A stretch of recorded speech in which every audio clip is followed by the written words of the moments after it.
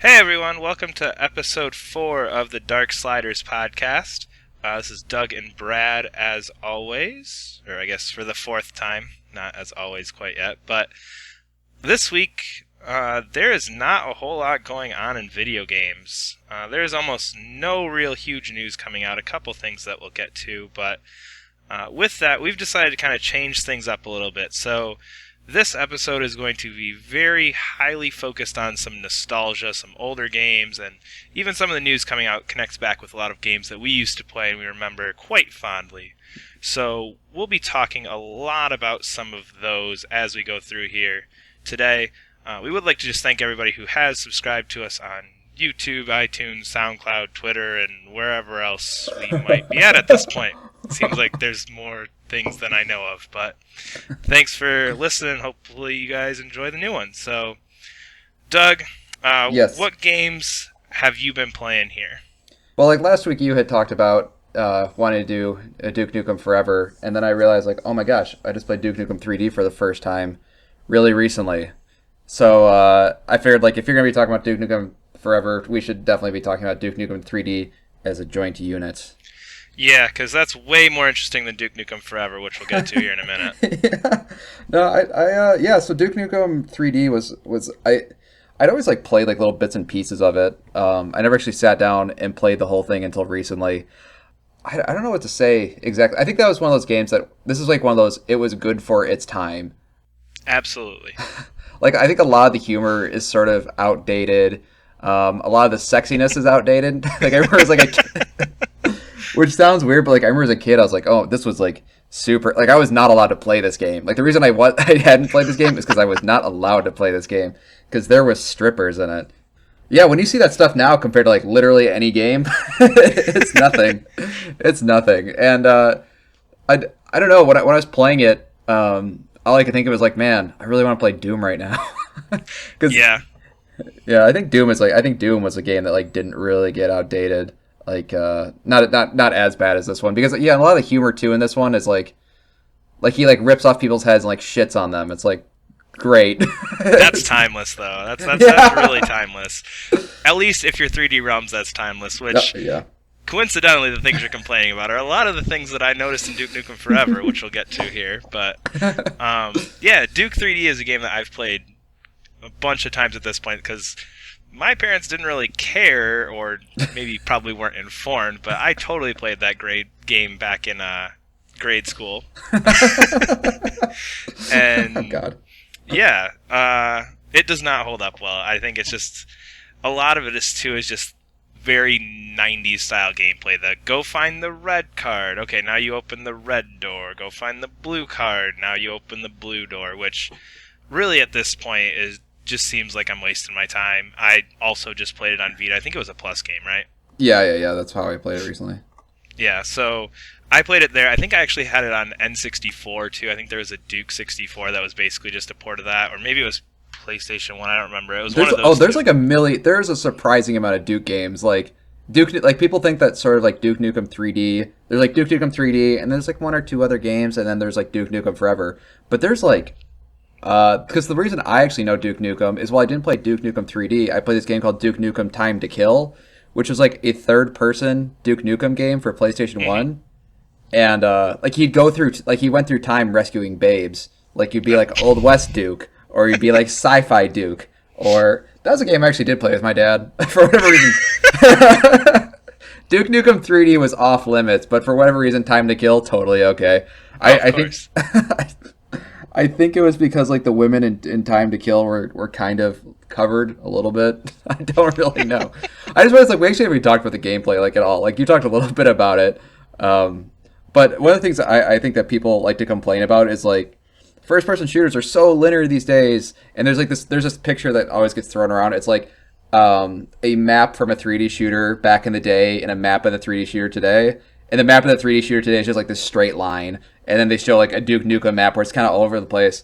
But man, replaying these games, like you don't really have a lot of freedom. It's just like running around trying to find that one corner that you didn't look in before. Yep. And then trying to remember, oh wait, I do remember there's this door like way back here. It doesn't feel like these are open level gameplays. It just feels like you just keep running into stopgaps. Mm-hmm. which And you really just aren't keep fun. backtracking a lot. Yeah, yeah. I mean, I think there's definitely like there's a way you can make that sort of gameplay fun now with more open levels. Like the original Crisis was like amazing and doing sort of open level design. But yeah, I don't think these. I definitely Duke 3D. I don't think is a sort of this is what games should be, and games were way better back in the day. Yeah, just I don't know. I guess just outdated humor, outdated gameplay. Although I did like how fast it was. The Vita version. I played the Vita version. It's just really fast, really quick. Tons of levels too. I was Yeah, surprised how much they especially gave you. for, I mean, a 20-year-old game at this point. There's a lot of content in it. Oh yeah, yeah. You get like because you get Duke Nukem 3D and then like 4 of the expansion packs or something crazy. Yep. I stopped Yeah. playing them because they started getting bad. like worse, I guess. Okay, Duke Nukem 3D I would say is pretty good, but after a while it just gets just not great. Yeah, I'll firmly admit that with the Vita version, because I mean, I played that on the PC. I played a port of it somewhere. I randomly found the old disc like 5 years ago, so I played through it again. So when I got the Vita version, I played the first level was I think LA Takedown. I played that and went, "Yep, this game has continued to get worse over the years." I just stopped there. I didn't even bother going through all of it on Vita. 'Cause it's like I've played this before. It's the same thing, and I just feel worse about it. It's ruining my memories of this. Yeah, yeah. I was always. I mean, like, there's a certain excitement to me. I was like, "Ooh, this is a game I wasn't allowed to play," as I say in my mid-20s. But yeah, I mean, as My a kid, dad's gonna be so pissed. Yeah, I feel like as a kid, I probably would have really liked this because it's just like it's got that like sort of quote unquote humor. But man, his like quips and quotes are not funny. Like they're not. Nothing in this game. I don't think I might have chuckled once, and that's like rolled my eyes most of the time. But man, oh man, I remember when people would say that. yeah, or it'd be like just like a random pop culture joke from the '90s, and it wasn't like a clever culture joke. He would just say the thing, and it's like okay. It kind of reminded me of those crappy movies, like Scary Movie and stuff. Like the joke is that they mention a product, and that's it. Or they mentioned some sort of pop culture thing, and there's no joke. It's just that they mentioned it, and that's supposed to be funny. Man, I need to sound nicer about this game. It is a classic game that has its place, that has gotten that just doesn't hold up. There are those games that I think will always be remembered fondly, and this is one of them. But it doesn't hold up today. Yeah. I think if you like for the nostalgia factor, I think it'd be kind of fun to go back to, but. If you think this game was great back in the day, do not play it. Don't replay it. Yeah, and I have a list of those games. It's like I do not just games that I know are bad. That as a kid I didn't have any better idea. It was just like I'm 8. I love playing this video game. But I know that's a terrible video game, and I will never go back to it because it's just going to ruin that 3-month period of that's such a good game. Yeah. Oh yeah. Yeah. No, I played a lot of crappy games as a kid that I loved. So moving on here. And man, I wanted to interject so many times because so many of the complaints you had about Duke 3D are just, you could just carry those over and pretend like we were talking about Duke forever. But last week at the end of the episode, we talked about having a new segment called I Know It's Terrible, But I Really Want to Play. And with this, we talked about games that just got bad review scores that nobody seemed to like, but for some reason a part of us still wanted to play. And for me, one of those was Duke Forever. Mostly because, like I said, I did fondly remember Duke 3D, and I did really enjoy that. So I was just, after 14 years, I was really curious to see what happened with this, which turns out was not a lot. So I have not quite finished it yet. I looked at like a walkthrough just to figure out where exactly I was percentage-wise, because there's no indication of that on the game. But I've got about 2 levels left in the game, so maybe another hour or so before I hit the end of it. Mm-hmm. But yeah, no, that's just not a good game. I don't care if I wanted to play it or not. It's a struggle just to play that game this week. Like, I think this is like our first segment for this. Like, oh, I really want to play this game. This game is terrible. It is. I was so hopeful. I was like, this is gonna be cool because we were talking about like, oh, we don't want to be those guys who rag on bad games. Like, I want to find something good. I kept playing until I hopefully found something good, and man, that never happened. Oh my god! Like what's so? I think it's funny because I know this is like one of those like fabled games. Like this was like the Half-Life 3 back in the day. Like this game was never coming out, and then it came out, and it was just. Yeah, see, and being a fan of Duke, like that was always the status it had for me, and then it got such terrible scores, and like at the time I was in college, so I didn't have a whole lot of money and everything, so it's just like, oh, I'll hold off on it till later, and just never got around to it. But man, there's just it. It feels like somebody made Duke 3D slightly prettier.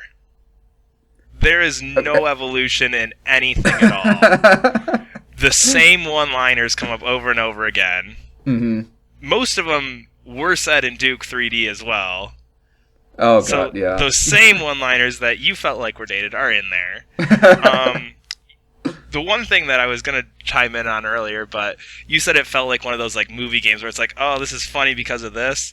I was gonna start writing them down because it was like the second level that it first happened, and I knew it was gonna keep coming up. So the first level, you go break out of this hotel, and as you do, like all the like police force are standing there, and one of the guys goes to you, "Oh, Duke, I got your green power armor in the truck," and the truck opens up, and it's the suit from Halo.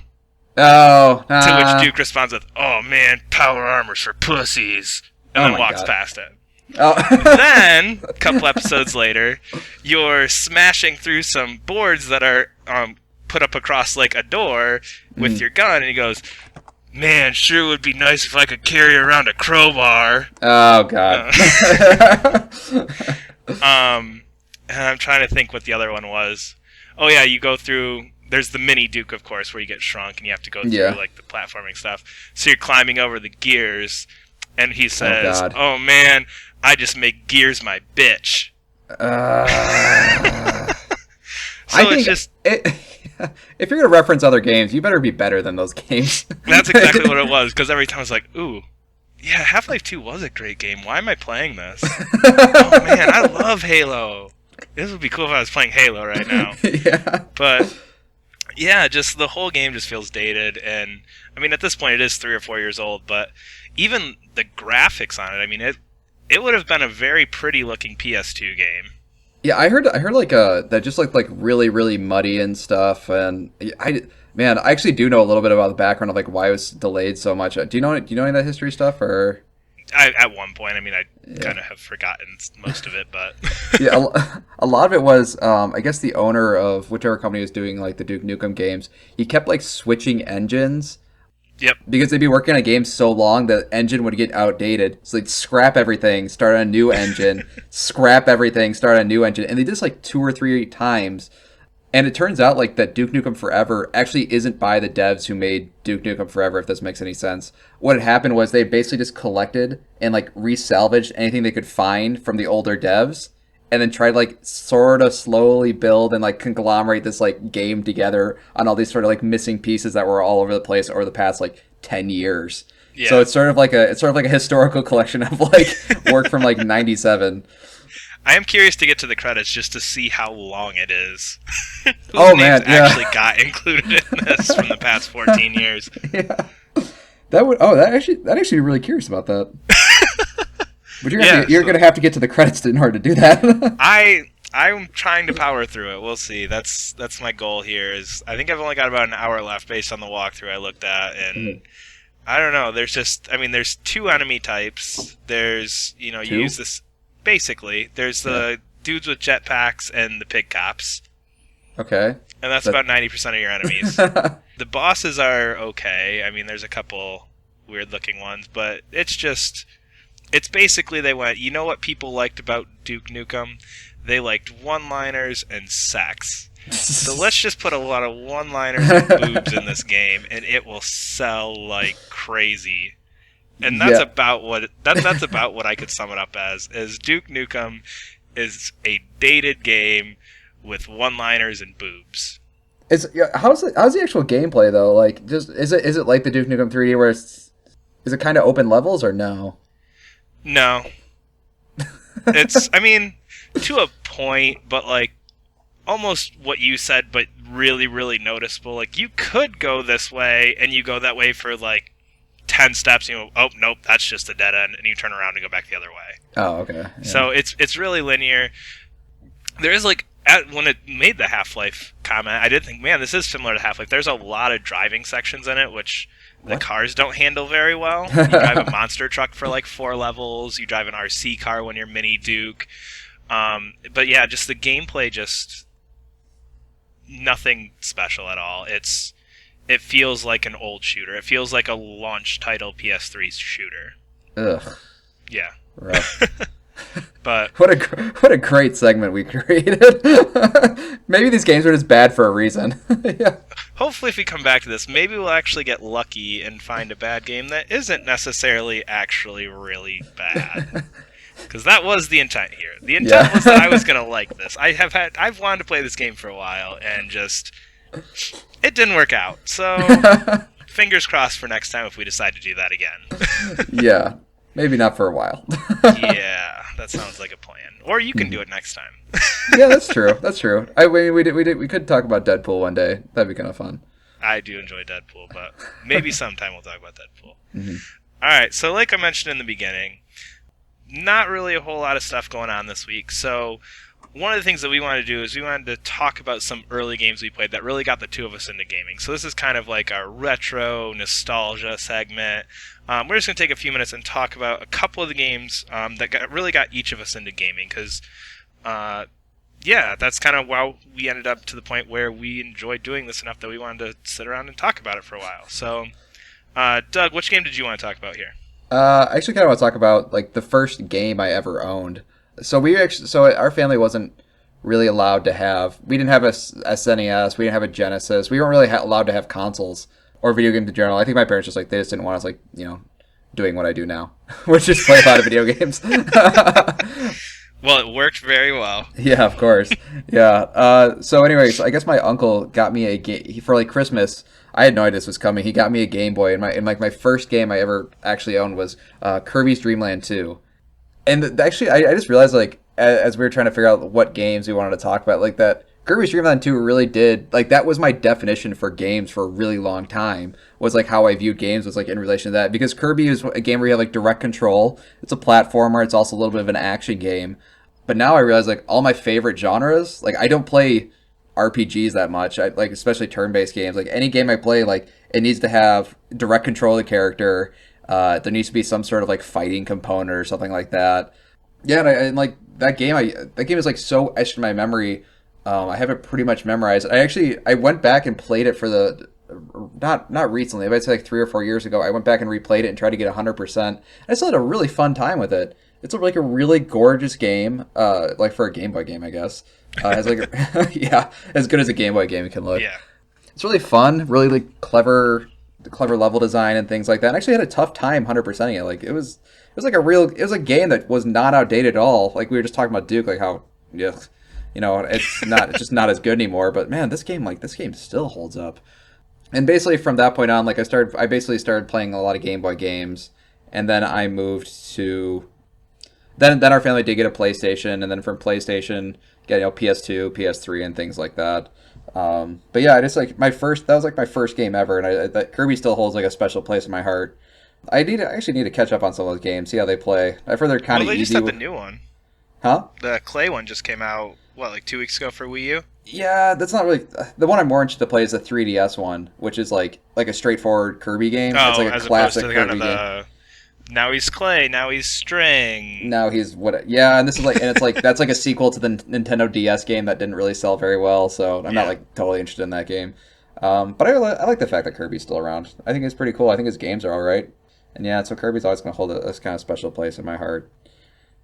So what do you? Yeah, what are the games you wanted to start you? You had kind of talked about Kirby being your first game. My first game that I ever owned was Super Mario World back for the SNES. Oh, I didn't know that. So that one, I played through that like crazy, and that was kind of one of the first games that really got me hooked into video games and just really made me interested to see what was out there, just because, I don't know, there was just so much to it of just, I loved trying to find all the secret levels, and you could get, if you go this slight different direction, now you've got an extra piece on the map. And I don't know, and that was really what got me into gaming. But the game I really want to talk about, and the game why I'm probably to the point where I can sit here and talk about games for so long is, and this is going to sound super corny because we haven't really talked about first-person shooters too much, and that's really not my type of game at this point, but oh my gosh, the amount of Halo I played. I should also say that Brad loves Call of Duty right now, don't you, Brad? You love Call of Duty and Halo, and you still like Halo, but...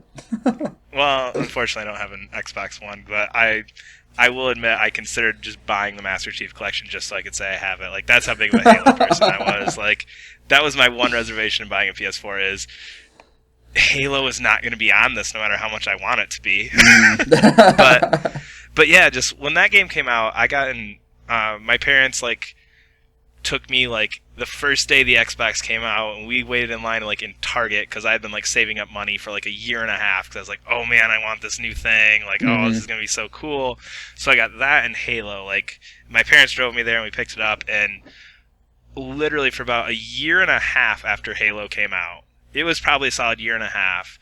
Me and one of my friends would just every day after school, my parents' basement, and just play Halo for like 2 hours. Without exception, pretty much every day. I mean, to the point where I think I played through the original campaign of Halo, I would say at least 24 times.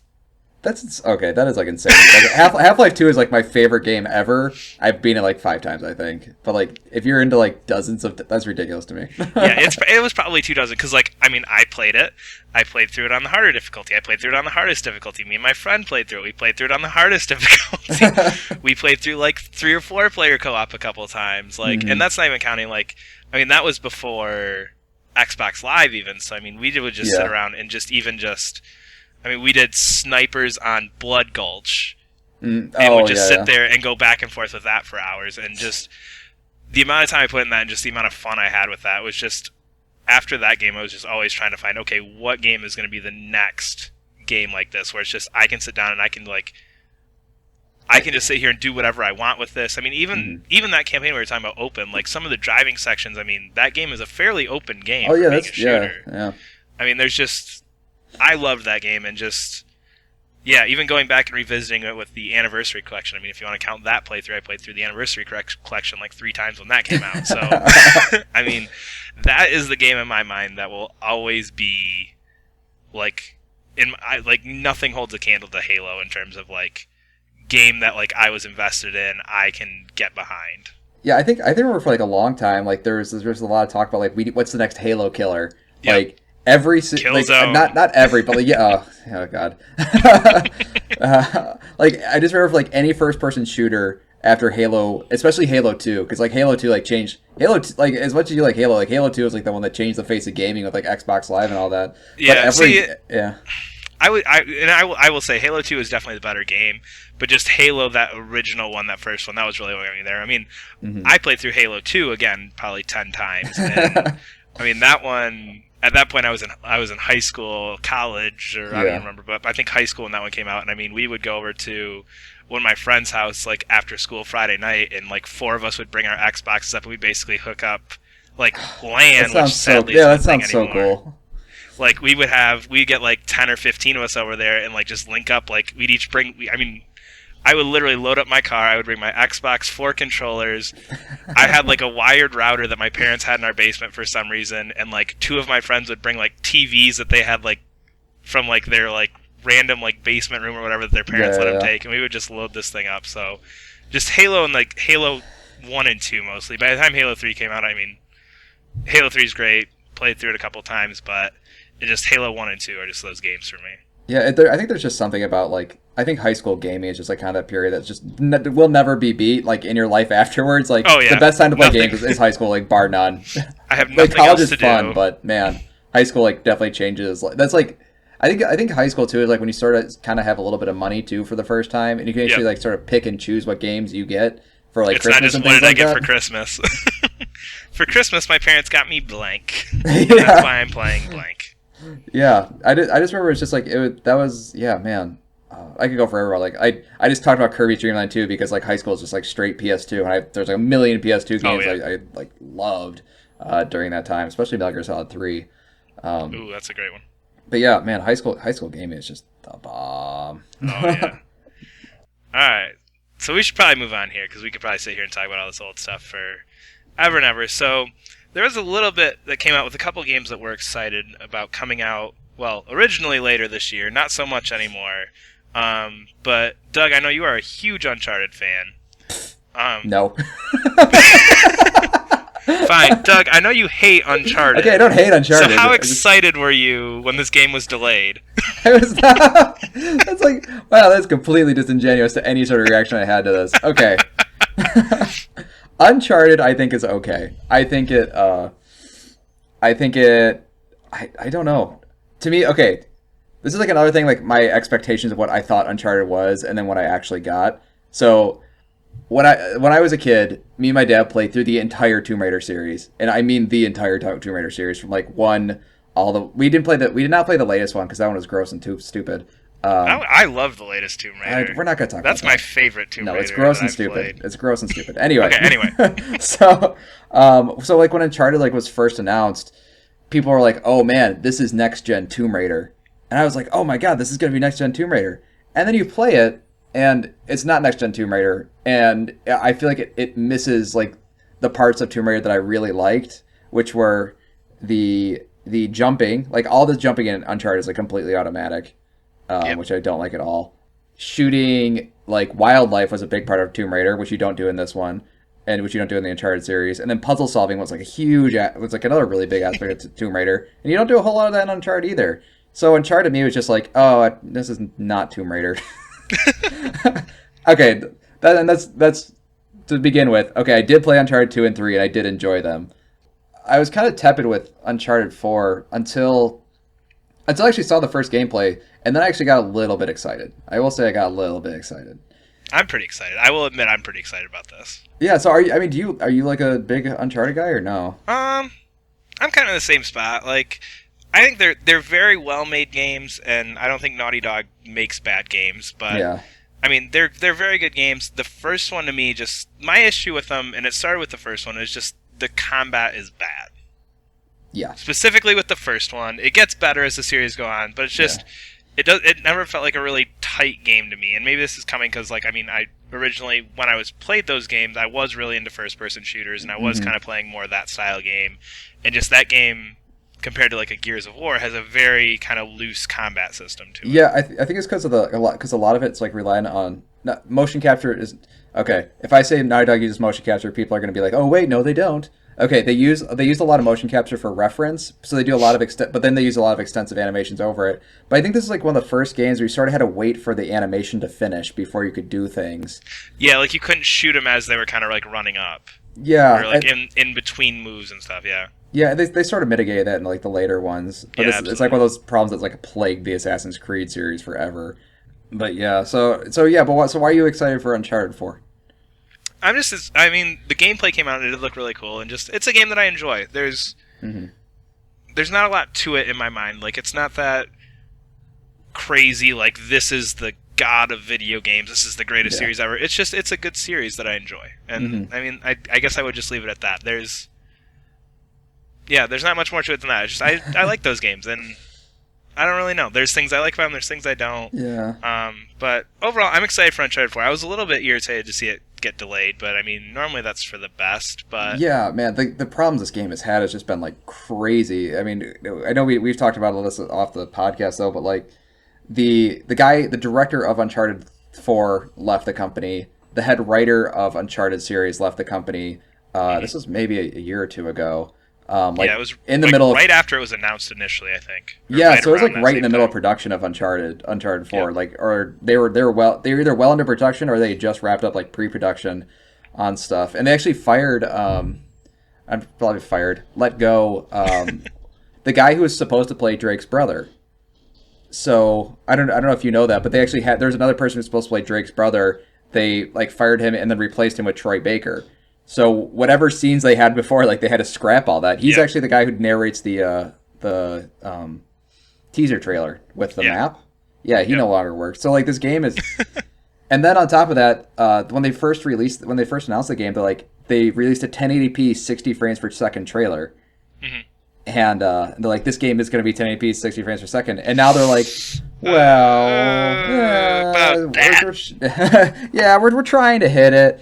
And if you know anything about like Naughty Dog games, it's that they are so well optimized. Like they really can't go anything above. They can go like a little bit above 30 on like PlayStation. Okay, let's say like The Last of Us. Like that game is like super well optimized that it really runs like exactly 30 frames per second. It doesn't run any higher or any lower than like other games might. Those games are so well optimized. So I like when they're going back and forth on their optimization, like it completely changes how you do the game design of those games. So this doesn't surprise me, I guess, that it's being delayed. I think I don't think it's going to hurt me. It's probably going to hurt Sony, though. Oh, I'm sure, because I don't really know what they've got coming at the end of the year next. I mean, that was the big thing for the end of this year was Uncharted 4. Yeah. And I mean, at this point, I don't know. I'm sure they've got to have something else, but off the top of my head, I can't think of any big name Sony exclusives that are coming end of the year. Yeah, I mean, it was Uncharted. And the thing, too, is that what else is coming the end of the... I think it's the end of this year. I'm pretty sure it's going to be Tomb Raider 2 exclusive to Xbox One. Yep, or timed exclusive, timed exclusive, whatever the backdoor dealings were there. Yeah, and yeah, so Tomb Raider 2 like now doesn't have. So if I have a PS4, which I'm probably gonna get, I'm gonna be looking kind of jealous at the Xbox One owners who now have Tomb Raider 2. They're gonna need something to go up against like Tomb Raider 2 for sure. And I don't know what they have. I don't know, but yeah, it's kind of. I don't know. It'll be interesting to see how that game plays out, just with all those changes and all the issues there, but. Yeah, I hope it's all sort of combobulates into like a semi-decent game. I don't know. I mean, if you go based on Naughty Dog's history, you can't. Yeah, that's true. Where do you look for? What error do you find in their history there? I mean, that's the thing. I mean, even with all this, there aren't any real low points that I can think of from Naughty Dog. Yeah, Jack X Combat Racing. So as long as this isn't a kart racer, we'll be okay. No. As long as this isn't a Jack kart racer, because CTR Crash Team Racing is amazing. Oh, that's right. I forgot about CTR. But no, Jack X. Oh my god, the game is not good. All right, so moving on here. The other game coming up that had a little bit of news coming out with it this week that we're kind of excited about, and again goes back to some of our prior gaming history, is Mortal Kombat 10 MKX. So they released some new story information, kind of the first story clip, along with Jason from the horror movies is also going to be a playable character in here. So Mortal Kombat is a game that I have a ton of history with. That was kind of going along with Duke, one of those games that I probably shouldn't have been playing back when I was a kid, but my parents didn't really have any other ideas. So I had Mortal Kombat 3 back on my Super Nintendo. Yeah, this is not a series I was allowed to play, like even into high school. like I couldn't play Grand Theft Auto and I couldn't play Mortal Kombat. So you had it rough.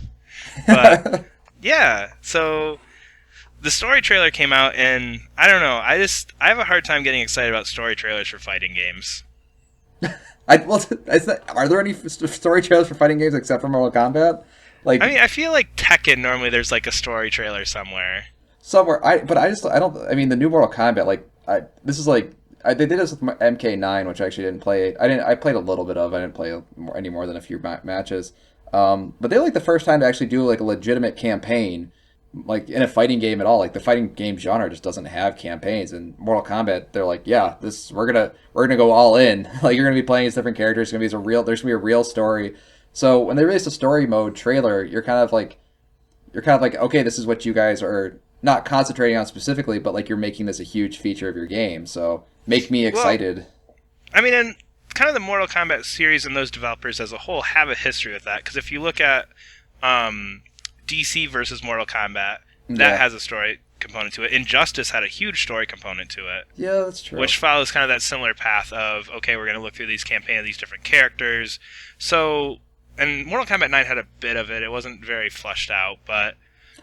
wait, are you serious? I heard that like Mortal Kombat 9 like completely rewrote like the entire Mortal Kombat history.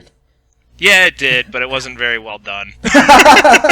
It did. It tried to, and it was like, oh, we're going to kind of rewrite it, but it just didn't do it very well. So, I mean, it was there, but I don't know. I'm interested to see what ends up happening with it. I do like Mortal Kombat. Mortal Kombat's always been a game I like, and everything NetherRealm's done, whether it's Injustice. I mean, even the Mortal Kombat versus DC game, which was not that great. I mean, I enjoyed that. Yeah. I've been a Mortal Kombat fan for years too, so I'm looking forward to it. But it's weird that they're going with a story trailer and just the idea that like that's going to be a piece of this. Yeah, I don't know. I think it was because it's such like a revolutionary thing for Mortal Kombat 9, because Injustice came after that, right? And yep. Okay, so Mortal Kombat DC... Injustice was NetherRealm's last game, so they did MKDC, Mortal Kombat 9, Injustice, now Mortal Kombat 10. So they've kind of gone off and on with the DC thing. Yeah. Oh, okay. So I thought the whole... I forgot that the first DC game actually had like a sort of campaign like this. Yep. I don't know. I think it's kind of cool. Yeah, Mortal Kombat was just like, this was just one of those games like I just wasn't allowed to play as a kid. So like this I feel like a lot of like people's excitement for Mortal Kombat is based like, oh man, I've been playing Mortal Kombat since I was like 9 or 10 or something like that. Yep. Yeah, I just remember I got in trouble once for playing Mortal Kombat because there was an ice rink by my house, and they had a Mortal Kombat 2 arcade cabinet, and Oh yeah. I remember sneaking off. Like we were at the ice rink, and like I remember sneaking off like a few quarters and started playing it. And like my dad came over, he's like, "You can't play that game." And then I died. He pulled me away from it. He's like, "You're not playing Mortal Kombat." I just watched my, I don't know. I probably played Sub-Zero or something like a ninja, because ninjas are cool when you're 10.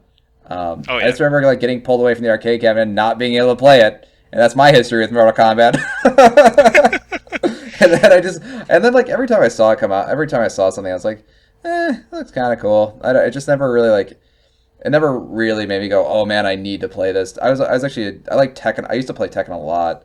So Yep. Tekken was always kind of, I always thought the characters in Tekken just looked cooler than like the weird sort of, I don't know, I'm not sure what they were going with the Mortal Kombat character designs. I think the latest, like, and from what I've seen of MKX, they look really good now. But man, It if looks you look, very pretty. That is a pretty looking game. yeah, but if you look at the history of character designs like Mortal Kombat games, like, they're not good.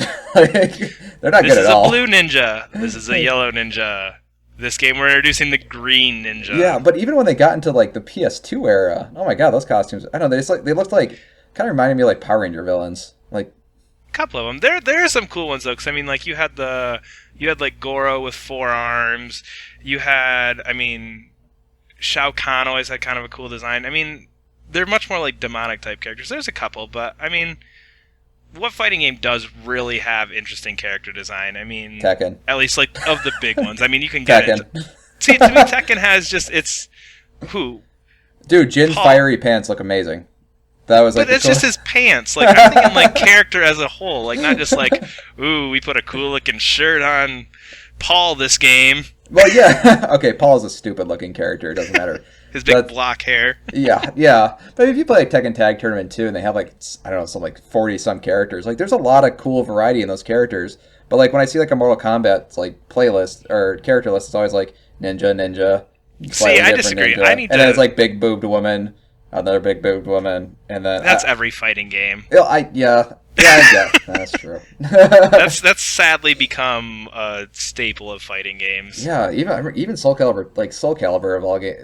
I guess that's like a staple of Soul Calibur. Is like Ivy and some of the other like just dumb looking characters, and they're always the worst. Those are always the worst looking characters in games, like these super buxom women characters. Because I used to play like Tali in Soul Calibur 2, and she was always like really cool looking. But man, wow, we are off track. Mortal Kombat X. I'm kind of interested in it.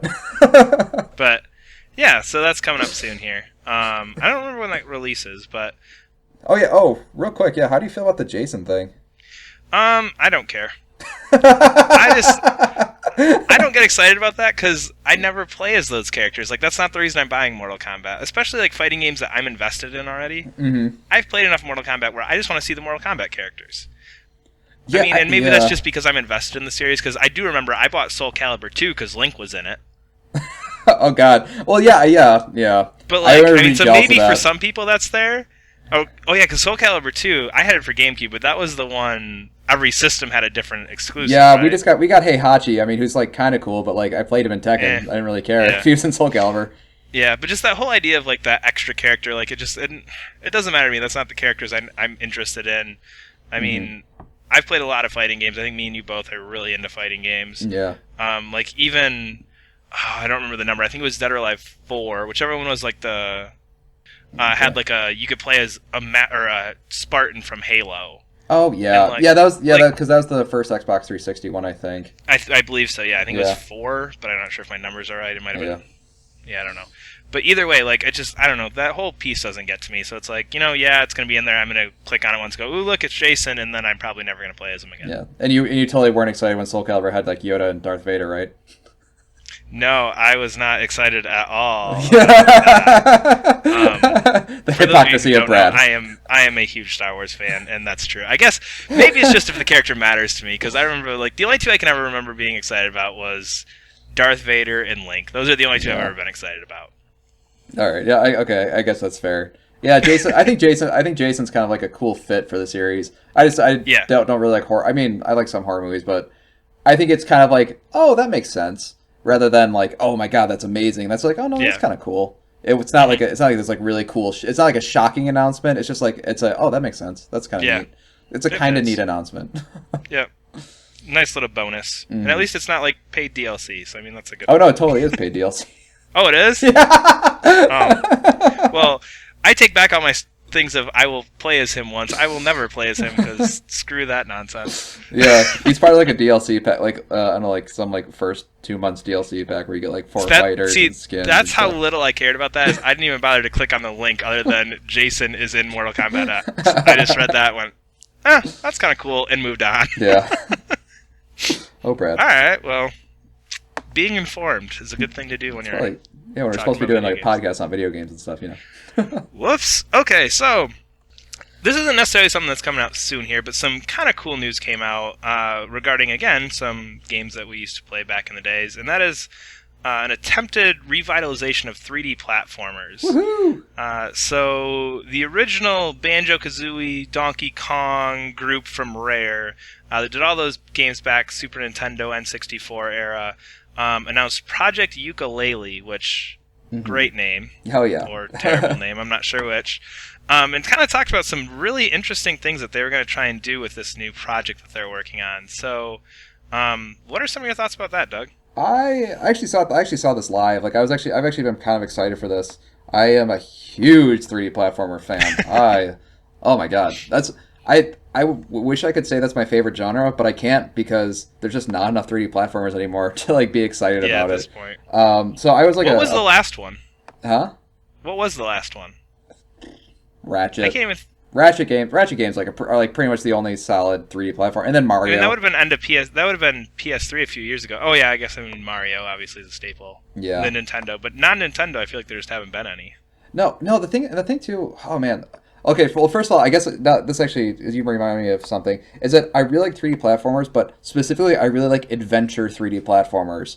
So like when I kind of grew up with PlayStation, so I kind of missed out on like Mario 64. I played a little bit of it. I missed out on the Mario games and the Banjo-Kazooies and stuff.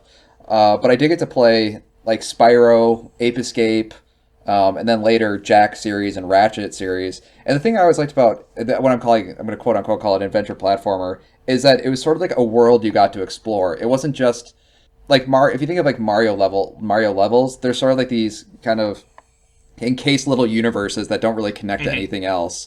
But with like Spyro, I would say like, I guess Jack and Daxter like was like the penultimatum type of this game, where like the whole world is interconnected. Every level sort of meant something. Like this was like an abandoned factory or something like that. And it was just like it was cool. It was like a cool world to explore with jumping mechanics. That's why I was really disappointed with like Super Mario 3D World. It wasn't an adventure game. It was just like a beat the level game. It was like a 2D Mario now in 3D with that's really weird true. floating platform and stuff. Yeah, and I think that's kind of almost like Nintendo's thing, because I mean, I'm trying to think back, and even like the Donkey Kong games and stuff like that, like Donkey Kong 64, I don't remember being super open. Granted, it's been 15 years, but in my mind it wasn't, or maybe I'm just going back to the Super Nintendo ones. But the only Mario game I can think of that had that was Mario 64. Had it a bit, but that was basically just exploring the castle. Yeah, which is a very self-contained hub world.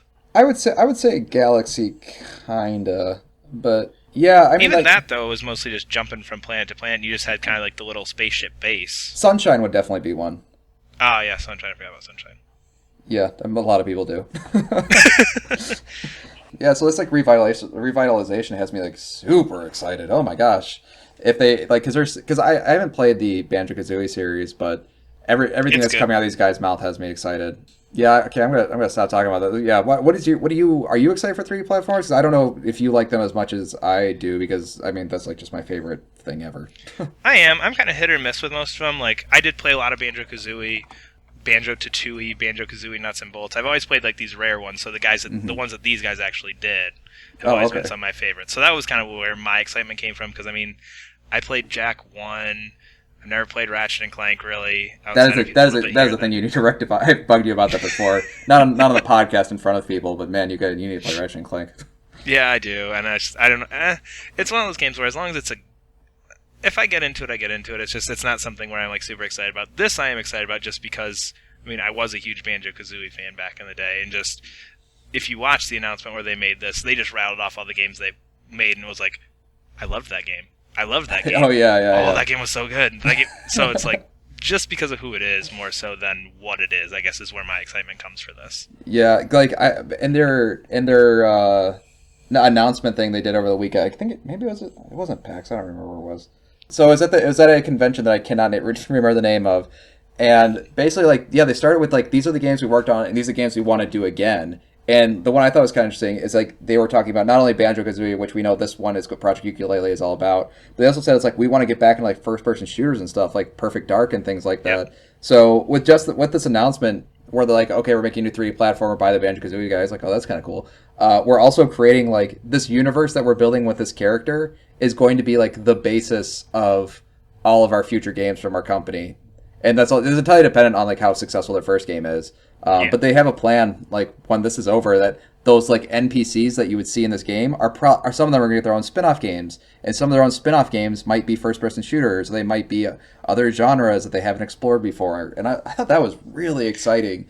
That they're going to just do like I don't know many series that say, okay, we're going to create this universe and then build off everything immediately. Like Marvel can get away with it because they've done that. I'd say that was the first thing that came to my mind was the Marvel Cinematic Universe, where it's okay, we introduced this one character, and now from the original Iron Man, or if you want to count the Hulk movie, like from that point, we built this whole thing. Nobody's ever done that with video games, and nobody's even discussed it. I mean, Nintendo at times almost feels like a shared universe just because of those Mario. Characters all have kind of that same idea, right? Between Mario, Donkey Kong, all that stuff. There's just kind of this Nintendo universe, but this is like the first time we get to see, in theory, if it, depending on how this all goes for them, of course, get to see that idea of, okay, oh yeah, I met Jim, the gun guy, in this game, and now I'm playing as Jim, the gun guy. Oh, and there's my character from the last game, and you get that connection, which I think would be. I can't believe nobody's thought of that before. Yeah, I think it's really ambitious, which is why people like want to kind of shy away from it, because like they basically announced that like, hey, after this we're gonna make a bunch of games. Like that's like they're first of all gambling that they're going to even get funding for this game, and then this game actually comes out, and then this game is actually good, and then this game actually sells a ton, and then they'll get onto that. So I think it's just a huge investment on their part. And the fact that it's like a new IP, like Marvel can get away with it because they have like Spider-Man and Wolverine and stuff. Like, people, like they know the characters people want. Yeah, and like Batman or DC, like basically these established universes that have been around forever can do that. Like even Mario's been around since like early 80s. But this is like the first time we're seeing like a new IP just like straight out of the gate say that they're going to do this. I think a lot of failed ones have tried to do this, like Advent Rising and what's that one with the Norse techno gods? Too Human. There you go. Too Human was like this was their plan too, and these like failed miserably. So, but the thing with this is it's a different time now, because I mean they're going through this through Kickstarter, if I remember correctly. Yeah. Right? So I mean, essentially, it doesn't even really matter so much in terms of like. I mean, Two Humans issue was Two Human cost a ton of money. Yeah. That game was an expensive game and a really ambitious game. This is just kind of saying, you know what, we're going to do a 3D platformer. It's not going to be this big grand thing. It's going to be through Kickstarter. And I think now you have that ability to be able to just communicate with the people who actually want it. I mean, they know people want this. They're going to be supported by people who want this. So if it's a good game, I think they'll be able to do it just because of the time that we have now and the access to things people have up front, as opposed to going, okay, Two Human came out, I played Two Human, it wasn't great. And even if it wasn't great, there are still people who like Two Human. There's still people I'm sure who would want to do that, but just the major publishers and developers just kind of shut it down. This doesn't have that issue of, okay, I need to get EA behind this, I need to get Activision behind this. It's we're behind this, and that's all that matters. Yeah, I think it's like that. It's just that it's so easy to connect with your audience these days that even if you have like a relatively small audience compared to like, I don't know, Call of Duty or something, you can still like get a game made and make it profitable because you have like a people who are willing to buy it, and the fact that you no longer have to necessarily release a box copy like in stores is going to save you a ton of money. Yep. And the fact that you can like release it directly for like you can self-publish is a huge chunk of cost that you can just cut through real quick, especially with like Steam and I don't know, your own download sites. And actually, real quick, that's not directly related to this, but there's actually a ton of indie games coming out that are 3D platformers. Like indie games, like finally started to like get out of we're gonna make 2D. Like a really artsy 2D games, and like there's actually a few. There's this one particularly I really want to play called The Hat in Time, which is like inspired by Mario Sunshine and Wind Waker. Ooh. and it looks amazing. It actually looks really, really good. I don't know if you've seen the trailers for it, but you should look it up. I But have not. I'll but look at that one. yeah, a lot of indie games are starting. Like this is gonna be really interesting because I think I'm kind of curious to see how people are going to play with 3D platforming like they did with 2D platforming like over the past 10 years. I think it's gonna be really cool to see a lot of different reevaluations of what a 3D platformer is and things like that. But I'm glad we're starting out with the traditional one. Oh yeah, that's always a good place to start. Even like the indie games that kind of paved the way for a lot of these 2D games were just, hey, we're gonna kind of call back to the good old days, Mm-hmm. and then Oh, from yeah. there people have expanded and tried things from there. Yeah, yeah. I mean, like, oh god, like remember like when every like indie game looked like like a Super Nintendo game? Like Yep. that was like that took forever to get out of. And now we got games that actually like, oh wait, we don't have to make sprites. We have like HD consoles. We can actually like paint and draw pictures, so they We actually can look make good. this look interesting. Yeah, and we can actually do like real pixel art that Super Nintendo couldn't do. Yep. Like Yeah. even the pixel games coming out now look amazing. Like Oh, yeah. oh my gosh. Yeah. All right.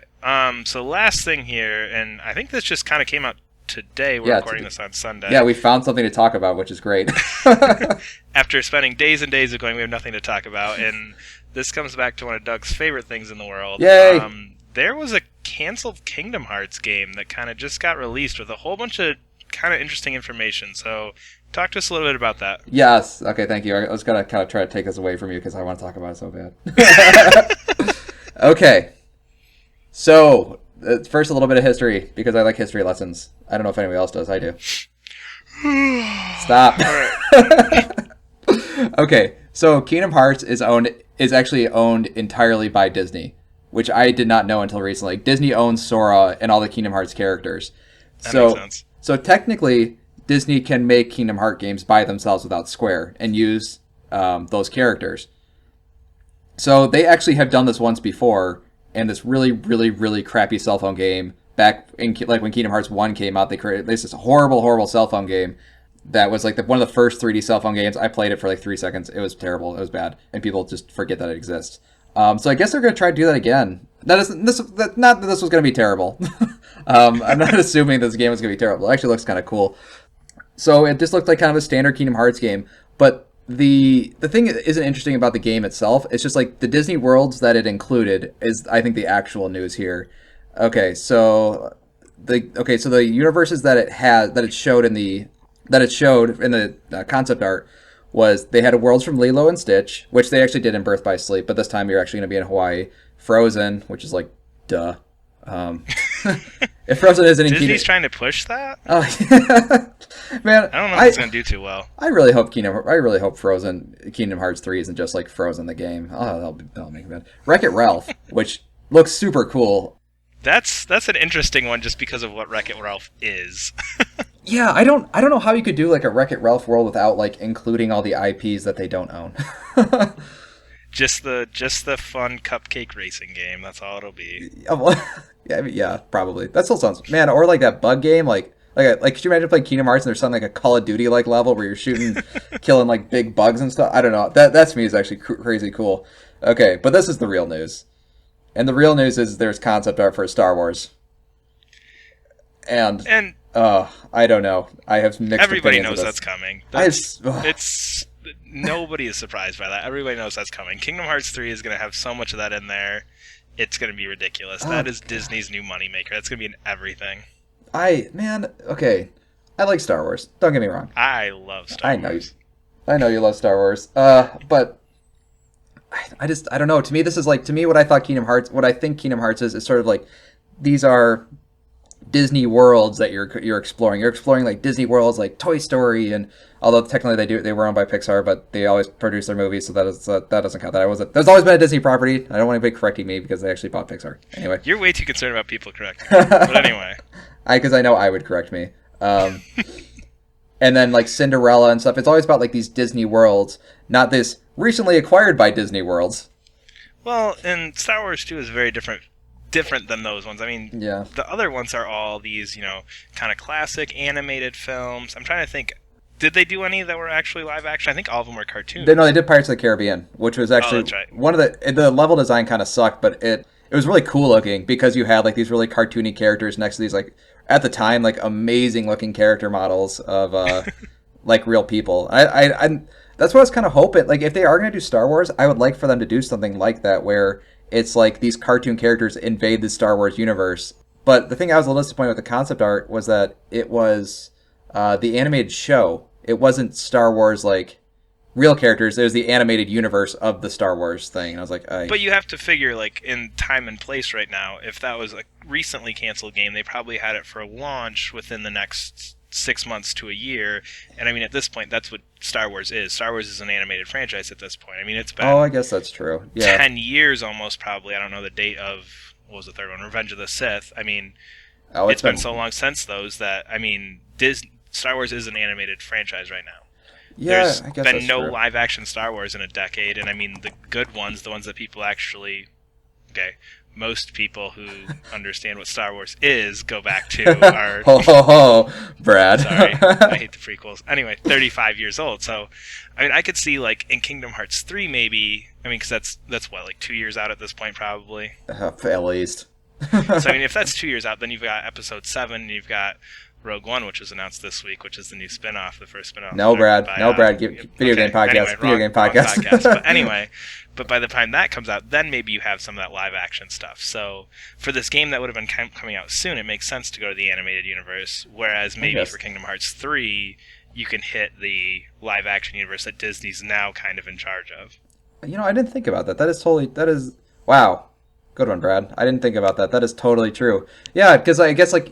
I know Star Wars. Yeah, and it was kind of like, from what I was looking at, was okay. Kingdom Hearts is a kids game, but this one looked like a kids game. So it was like kind of like more friendly, happy, smiley thing. So I guess it would make sense that if this is like this cell phone game is marketed to kids, they would use the Star Wars stuff that kids recognize, not that adults recognize. I'm actually really curious how they're going to handle Kingdom Hearts 3, because like the major fans of that series are in their 20s. Yeah, it's been when was Kingdom Hearts 2? Was that was late PlayStation 2? Yeah, Kingdom Hearts 2 was one of the last games to come out for... So, I mean, that's going on 10 years at this point, too, then. Yeah, actually, I'm looking up real quick when Kingdom Hearts 1 came out. Okay, Kingdom Hearts 1 came out in... Oh my gosh, I thought I could do this really quickly. But basically all these... But, like, if you see any of the, like videos of... Oh, this came out in 2002. So, wow. It's been a long time. It's been like 13 years? Yeah, I can do math. So it's been like... So I'm really curious how they're going to do Kingdom Hearts 3, because it's a franchise, the fans that are like 20-somethings who kind of like the darker aspects of Kingdom Hearts, but then you're also trying to introduce like these Disney characters to kids. Like Kingdom Hearts 3 is going to be marketed to 20-somethings and 10-year-olds, which is going to be really weird. And I don't know. But man, Star Wars in it, I don't know. Because if they put Marvel in it, I'm going to get so mad. I was going to say, just wait for the Marvel. God dang it. I'm going to be so mad about that. That's going to be half the game. Stop. It's going to be the first third you're in Frozen, the second third you're in Star Wars, and the third you're in Marvel. Oh, God. AKA Disney's new portfolio. Oh, my God. That would make me so mad. Okay, I wouldn't be super... I wouldn't not buy it. Okay. But I'd definitely complain on the internet about it. And that's the point, and that's why we have a podcast. Exactly.